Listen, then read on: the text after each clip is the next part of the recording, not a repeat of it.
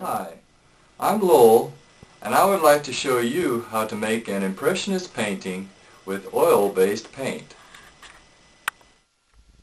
The first step in making an Impressionist painting is to make a rough sketch of what it is you want to paint, what you're making an impression of in your painting. Now, if you are making an Expressionist painting, you may not have to make a sketch at all, because you would just be expressing what it is you want in your painting.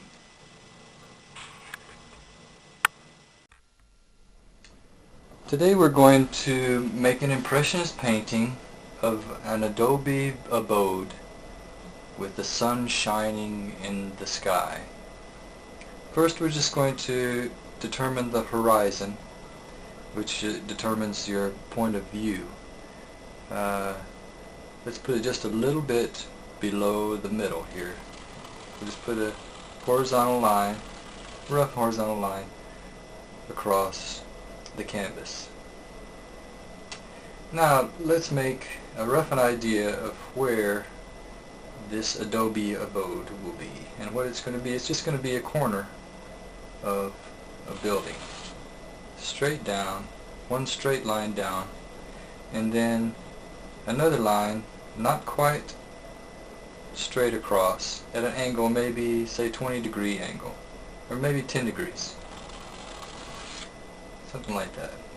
And this is not going to be an exact area that you're going to paint in. It's just an idea, just a rough guide of what you're going to be painting. And then we're going to give another line for the other side of the building to establish the 3 dimensions of the building at maybe 5 degrees down from the horizontal.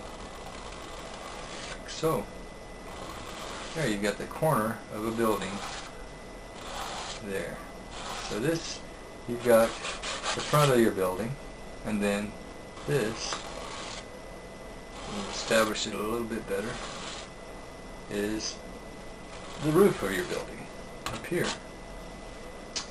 And up in the sky, let's make the sun the center of the painting, and let's make it a really big sun, because the adobe building is going to be in a very hot climate, and the sun dominates this hot climate. Just to give an idea of what else we'll have here to make it look like an adobe building, we'll have little logs here,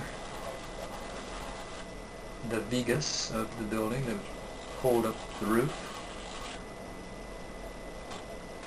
and that'll give us more feel of what the building is. And then maybe we'll have the lintel of a door and a door. Okay, that's just a rough idea of what we're going to be painting.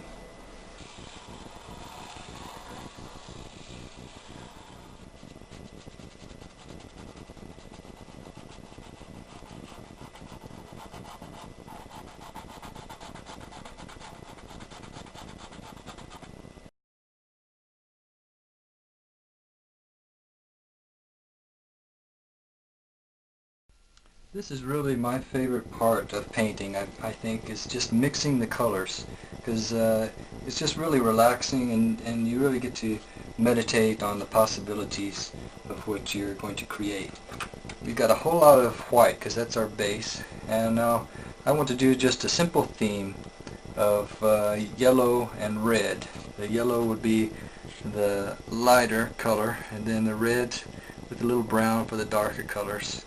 So that's our yellow, but we'll also have 2 different shades, 2 or 3 different shades of each of those colors.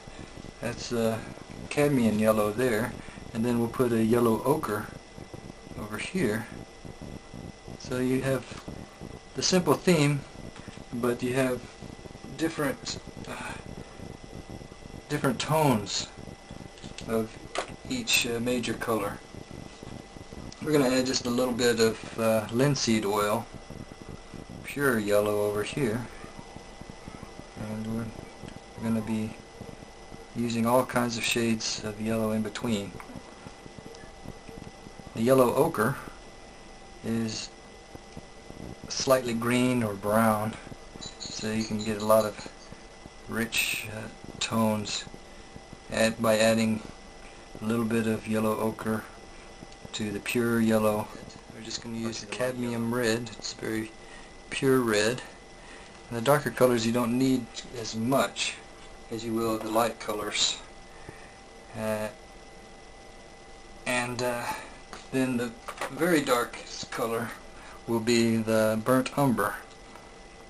So we'll be just needing a smidgen of this. And then of course we'll be able to mix them around.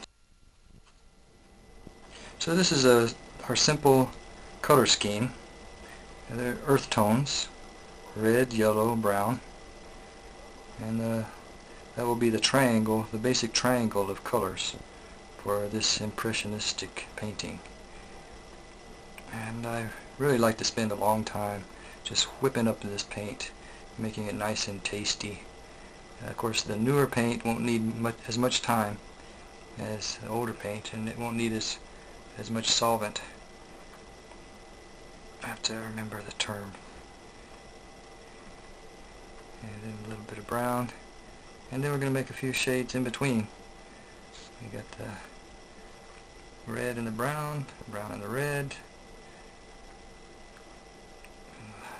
See, the brown really, since it's so dark, it just dominates the red. For this impressionist painting, we're not going to use a brush. Brushes are fine, but you usually have to clean them. Especially with oil paint, you will have to use a solvent that's usually a noxious chemical, which smells really bad, and you really don't want that on your fingers, and it takes a long time between colors to clean your brushes. So instead of using this solvent, we just use a knife. And all you have to do with an artist's knife is just wipe it clean. And now we're ready to start painting. The first thing we'll do today is just put a layer of white paint all over the canvas. That just will make all the other colors flow much smoother. This will be the base, and it'll be just a thin layer all over the place. We're going to start with the sky. One of the things I learned early on is it's best to start from the top of the painting and work your way down, because if you work on the lower part of the painting and then move up to the top, your wrist is on the bottom of your palm is liable to touch the bottom of the painting at times, and you're going to smudge what you worked on. Okay, let's start with this hot sun that is in the middle of the painting. It's going to have a bright center, so we'll put a generous portion of white paint, or semi-white paint, here in the middle of it. And then it's going to have the light yellow around the edges. And then we'll just bring those edges in to the white, so that the white looks more like it's bursting out. So we just kind of make little points into the white part there. Okay, and let's go ahead and spread a little bit more of this nice yellow around the sky.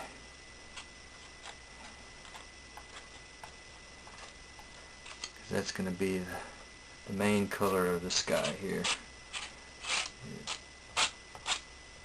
because that's the color the sun is shining this bright yellow out across the world here. Okay. Now off in the distance on the edge of the sun's world is a little bit of red just on the edges here. Okay, and those we'll just bring in towards the sun. And here we've added a little bit of yellow and red together. That'll be over here.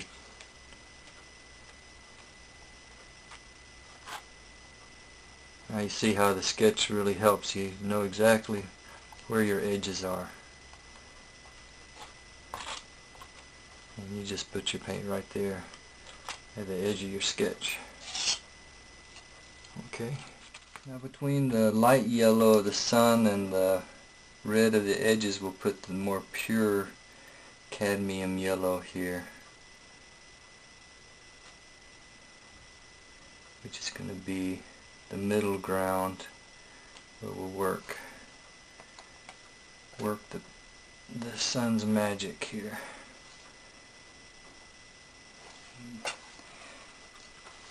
We just put that all the way around the sun.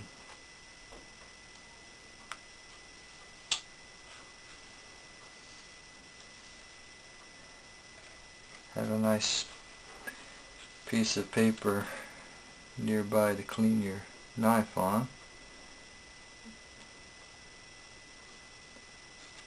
Okay. Now we're just going to work the yellow out and the red in. We'll just kind of see what we can create here between the two colors. And you just kind of have fun with it. You just go around and out.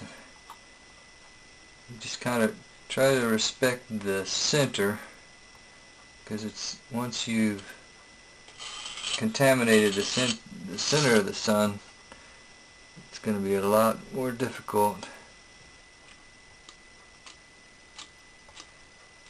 And you don't want to work it too much, or it'll just all be orange. So we're just trying to find a nice middle ground here. Now I think we have the sky more or less the way we want. Now let's work on the sun. It's going to be a little tricky depending on how round you want it to be, or how bright and starry you want it to be. Let's put some more yellow around the edge.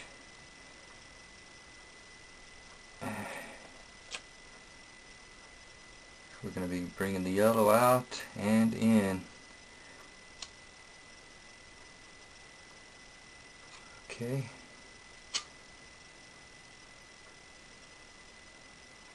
Let's bring the yellow out a little bit. You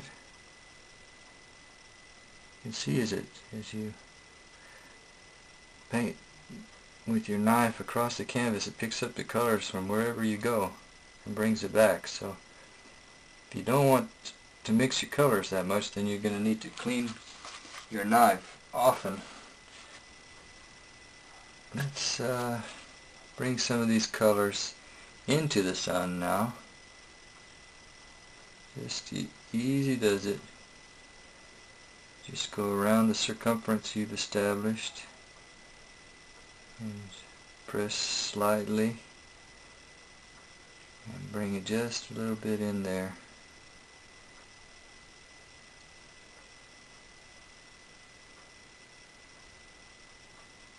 Okay, now you want to clean the knife. And now let's put a little bit more white in the middle. And this we're going to have to do probably with cleaning the knife several times. We'll put that bright center again. And let's shoot the rays of the sun out across the world. Oops, see, I didn't clean my knife well. Put a little more white. Shoot those rays of the sun. Clean the knife. More white. And the rays of the sun flying across the sky. Okay, we've been pushing the white out. Now let's put a little bit of the yellow in.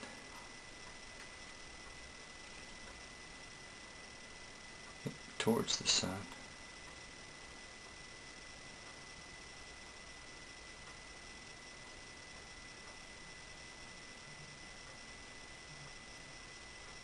You might see, as I move through this painting, areas where you might stop. You might say, hey, that's the way I want it. Well, that's fine. That's your impression. Even me, I might say, well, you know, maybe next time I'll do it that way. That looks pretty good. But I'm going to keep working at it and see what else we can come up with. Sometimes that's the hardest part, is finding when to stop.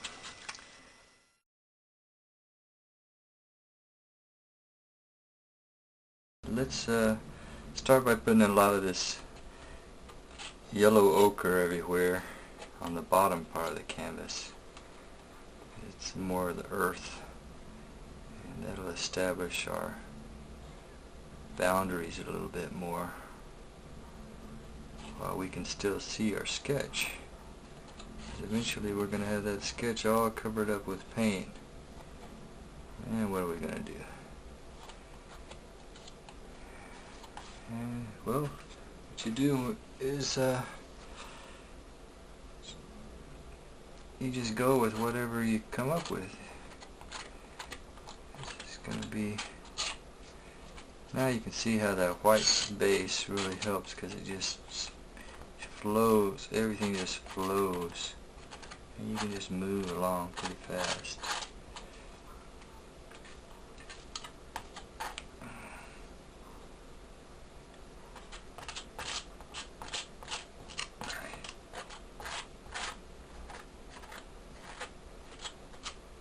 I don't know if you've noticed, but whenever you have mountains in the distance, or anything in the distance, it's lighter than what's in the front. If you see mountains in the distance and mountains in the foreground, the mountains in the distance are lighter in color, something about particles in the air or something. So let's go ahead and put these mountains that are in the distance in with the yellow ochre.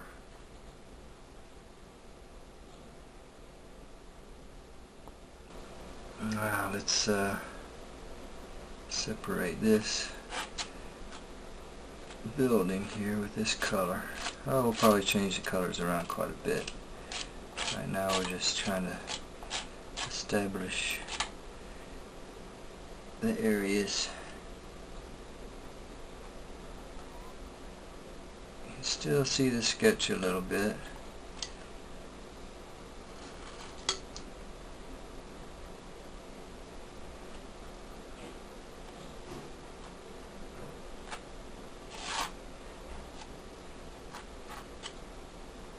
So we follow the edges of the sketch.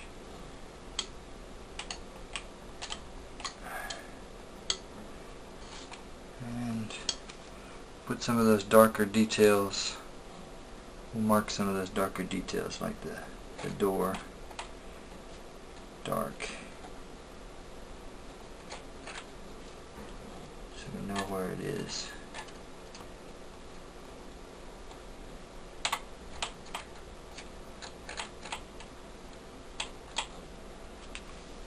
Might have to move the canvas around. So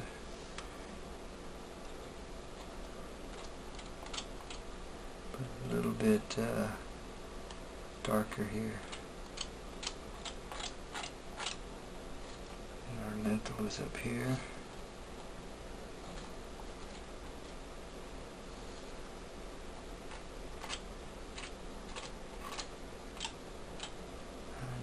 At some point we're just going to be on our own, because those sketches are gone. These are the Vegas. Those are definitely going to come and go from time to time.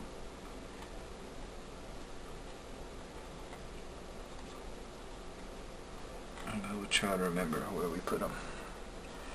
This wall in the back is going to be a little darker than the wall in the front, because this section of the wall is in the shadow of the sun, so it's going to be darker.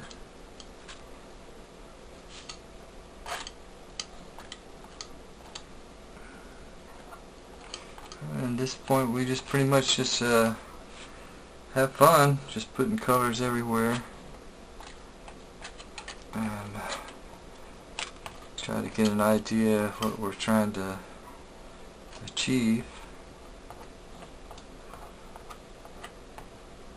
And see, this yellow ochre is a little green, so that's good for the landscape.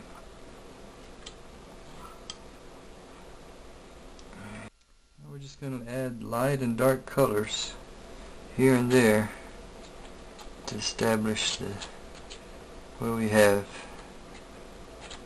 light and dark on our landscape. Of course, the sun's going to be hitting some places and making them bright. And this mountain isn't in the foreground, so the foreground's going to be different than the mountain. We got to figure out where the mountain starts and where it ends. Maybe we have another mountain here too. Maybe we'll put another mountain, kind of a foothills here.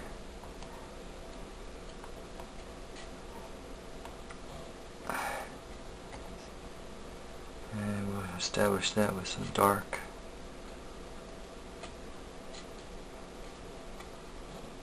There's always a darker part of the mountain.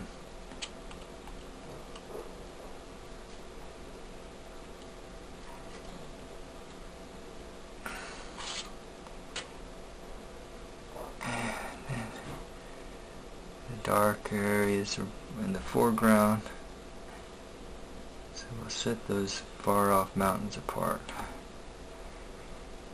Now we're starting to establish our landscape.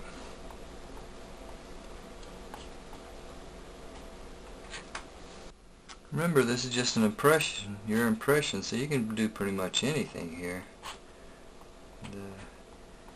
Your impression of the landscape,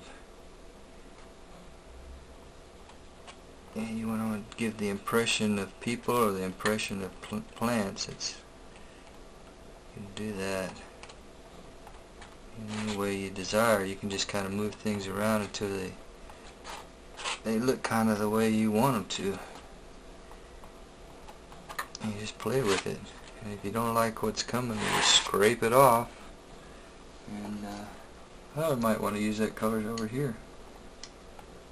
You got a really nice color there for our roof. Let's say there's a big piece of rock over here. So it's going to be, the rock is going to be lighter colored than the rest of the mountain. You need to put in a little more darkness here and there. It shows the pockets of shadow underneath the rocks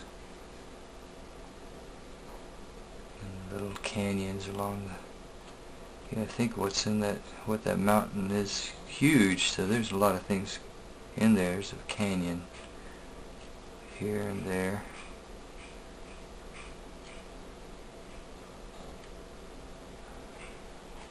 Establish the edge a little bit more with the darkness.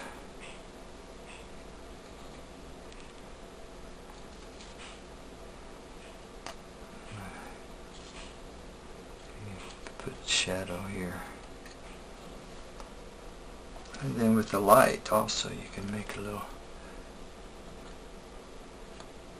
but that rock has got sunlight on it.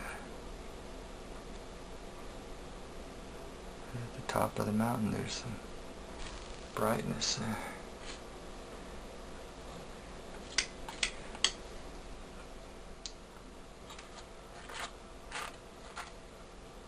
And you want the foreground different from the background or the middle ground. That's how you establish your areas, is just with the colors. So this is our foreground. This area. Those mountains are off in the distance.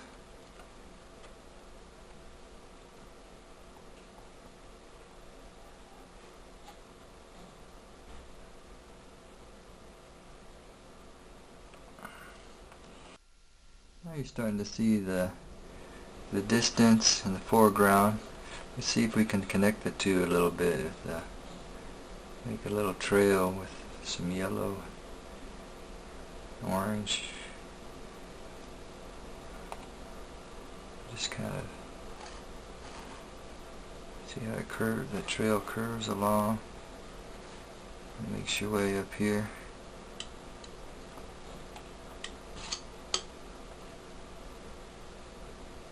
Trails.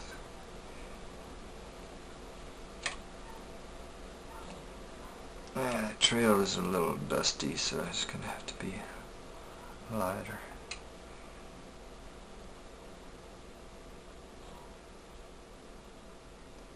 Let's get small. Okay, now we can start working on the house. Let's see, we've got a lot of it done already just from using our extra paint. I think I like the yellow on this house. It makes it stand out from the rest of the painting. The important thing about structures with lines is to make sure that the angles are right. The angles we have here is this one going across this way on the back side of the roof, and that seems to be well established with the sky. So we need to make sure that this angle is good and that it matches the vigas and the lintel of the door. Now what I'm seeing here is the lintel of the door is a little bit up and the vigas are a little bit down, so we'll try to even all of that out.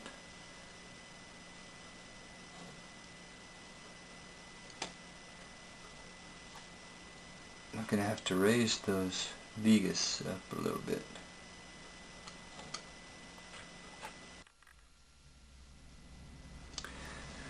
Now let's start from the top of the building down. What we have here is the back side of the wall that's facing the sun, so it's going to be in shadow. So let's make that a little lighter here.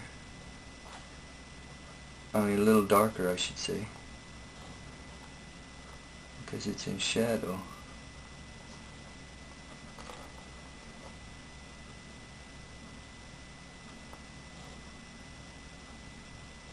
This is the tricky part, is matching up these angles. I'm not sure if I really like the yellow ochre that much for that part of the building. Let's try something a little bit.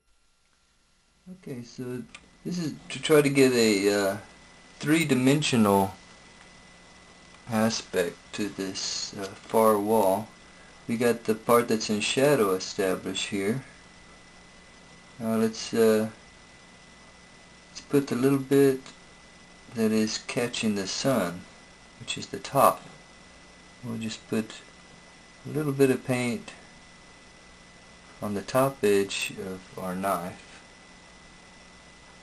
and just barely touch the top, the very thin line across the top of the wall, just so that it's showing how the sun is glinting off the very top of our wall there. Then what we need to do is establish where the back of the wall ends and the top of the roof begins, and that would be in more shadow. So we're going to do almost the same thing with some very dark color here. Let's start over here.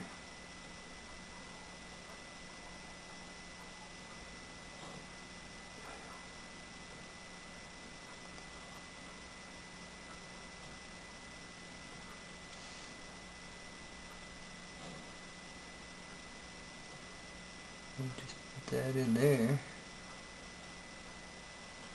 so we know where the bottom of the roof is. And we'll just make a shadow by pulling it back. That'll be the shadow. Oops.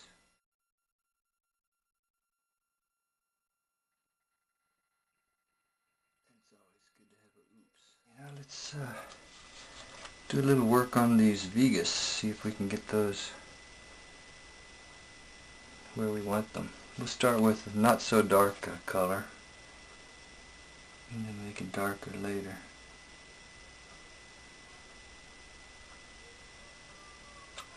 See if that's the size we want also.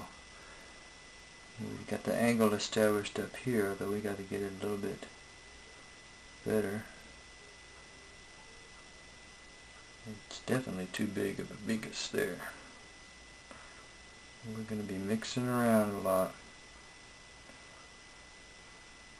Is that more in line with the roof? Well, let's establish the roof better. We got it real good up here, so we'll just follow it all the way across.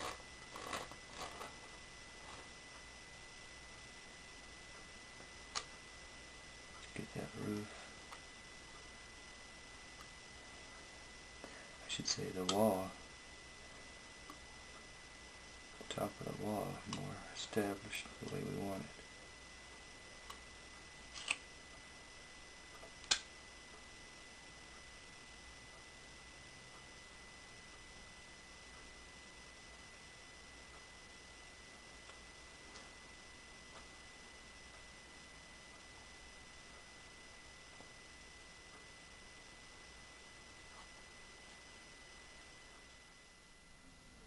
Now let's work on these vigas some more. This one was a little bit too big, so we'll try to even that out. Now the color of the vigas is mixing with the yellow, so we're going to end up changing the color of our wall here, but that's okay. This is not facing the sun anyway, so it can't be too bright of a wall. So we'll just mix that color in. Let's see if we can get that line of the vigas even with the line of the roof, and make sure the spaces between the two vigases are about right too. Now this vigas seems a little bit too big. Let's see if we can move that around.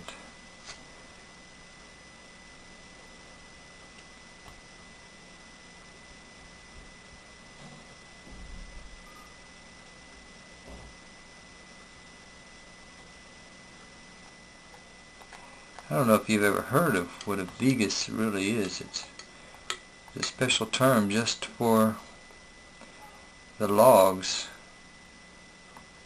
that hold up the roof in an adobe house. Some mighty large logs they put down on top of the adobe bricks that support the roof. The spacing's about right. We need to go back and put in more yellow.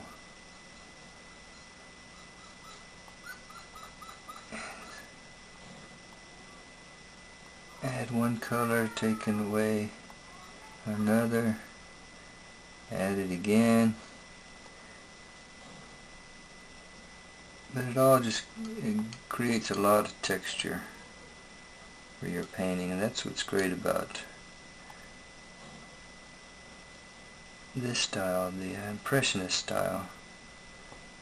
The texture. Sometimes the mistakes, or what you think are mistakes, work out the best. Now what we need to start thinking about is how to make these vigas more three-dimensional. What we need to do is take a little bit of that color that we used to make the vigas, just extend it a little bit there at the top.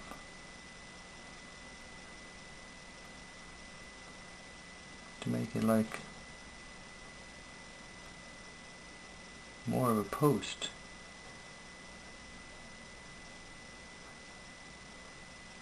It's going to be more straight. And it can be a little lighter at the top because that's where the sun, or a little bit of indirect sunlight is hitting it. And it's going to curve a little bit as it hits the roof, or it hits the wall.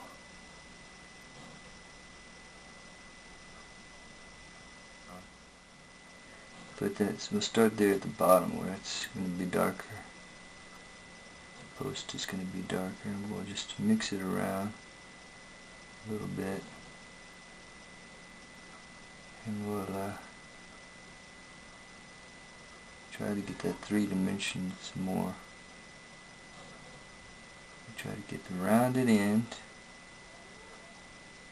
See the round parts here.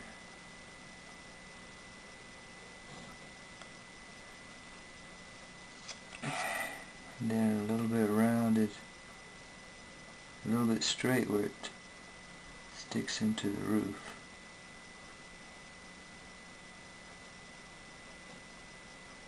And round again where it sticks into the wall, I should say.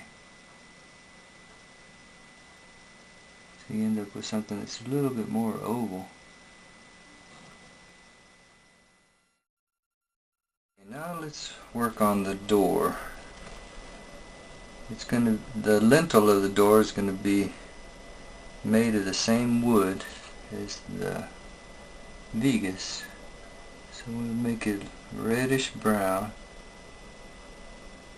with a little bit more brown maybe at the bottom. Just a little bit darker at the bottom where the sun's. Now we're going to work on the doorway of the building, showing the 3 dimensions of the wall by darkening the side of the wall a little bit more than the front of the wall, but not as dark as the interior. And that about finishes the painting.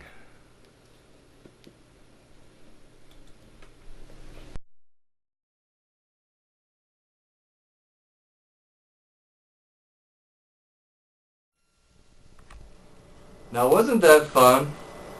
You too can make more paintings by just following along with those simple steps.